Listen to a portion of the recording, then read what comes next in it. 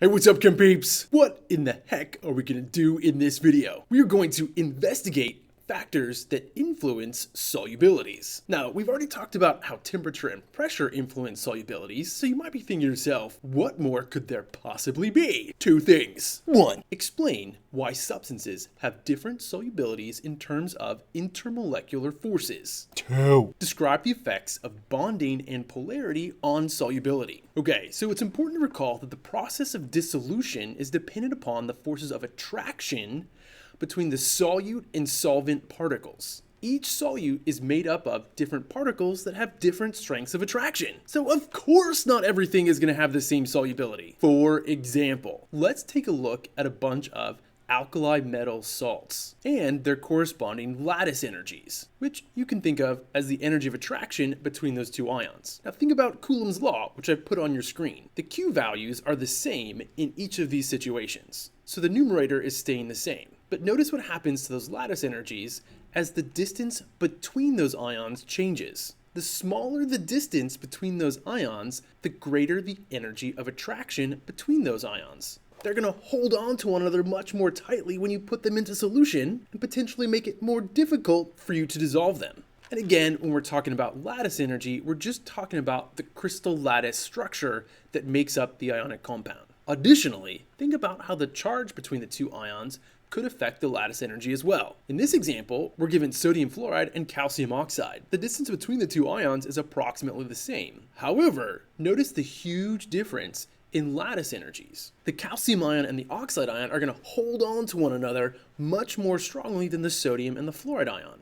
Again, take it back to Coulomb's law. Because the magnitude or sizes of those charges are much larger, the energy of attraction between those charges is much stronger. And don't forget the other part of our solution, the solvent, water. The water molecules have fairly strong intermolecular forces, those hydrogen bonds in between the water molecules, so they're attracted to one another. And so why do things have different solubilities? Why can't we just dissolve the same amount of everything in solution? Well, think about your solute-solute interactions, right? Those things are attracted to one another. We also have solvent-solvent interactions. The water molecules are attracted to one another. And then, of course, the attraction between the solvent and the solute. And if the solute-solvent attractions aren't stronger than the solute-solute attractions, or the solvent-solvent attractions, then the solute will not dissolve and the solution will not form. So again, come back to this thrilling animation. I've got my sodium chloride, and notice that there are attractions between these solute particles, between the ions, between the sodium ion and the chloride ion, there are attractions, solute-solute attractions. There are also attractions between the water molecules,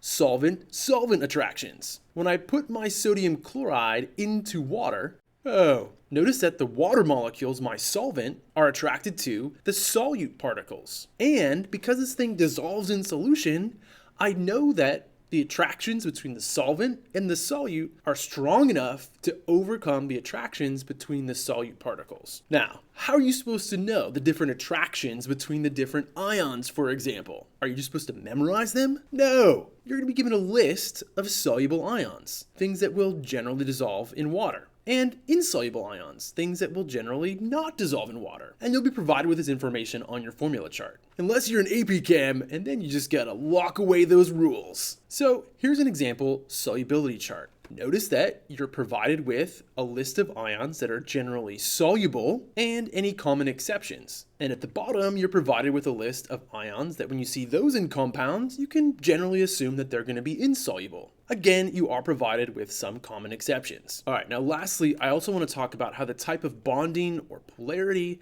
and the intermolecular forces can also determine solubility. Now, the phrase like dissolves like is a rough but useful rule for predicting whether one substance will dissolve in another. What that means is that in general, polar things will dissolve other polar things, and non-polar things will generally dissolve other non-polar things. Like dissolves like. So to help you better understand this, think of mixing together a bunch of glass marbles and magnets. Essentially, what will happen, the magnets will be attracted to one another and separate themselves out from the things that are not magnetic, the glass marbles. However, if we were to mix together a bunch of glass marbles and wooden blocks, because none of these things are magnetic, they're just going to stay mixed together. So if you have a non-magnetic and magnetic thing, they are not going to mix. They are not alike. But if you have a non-magnetic and a non-magnetic thing, they are going to mix. Like